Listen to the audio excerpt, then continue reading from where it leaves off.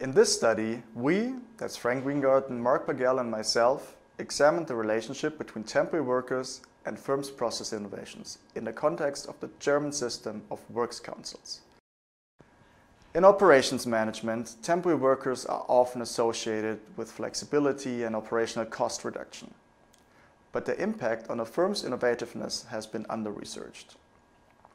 Organizational creativity theory suggests that the combination of abilities and knowledge and motivation within the workforce influences creative behavior and therefore innovation.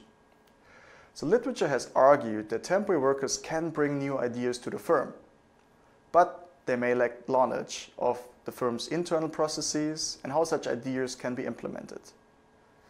But permanent employees have such knowledge, and they can then leverage the temporary workers' ideas. Though integration and socialization of temporary workers and their ideas becomes difficult with an increasing share of temporary workers in the workforce.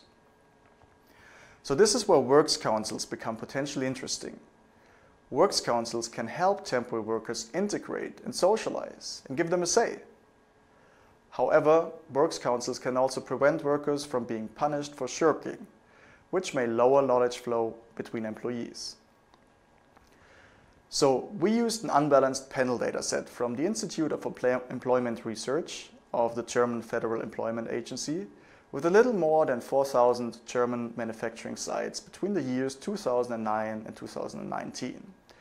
And as you can see here, we found an inverted U-shaped relationship between temporary workers over the past 2 years, so this is year number 1, and this is year number 2, and the manufacturing firms' identified process innovations.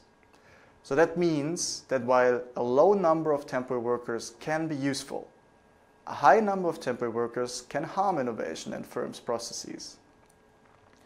But we find that the presence of works councils has a positive effect, both in terms of its direct positive effect on process innovation, as well as its dampening effect on the curvilinear relationship that we identified between temporary workers and process innovation.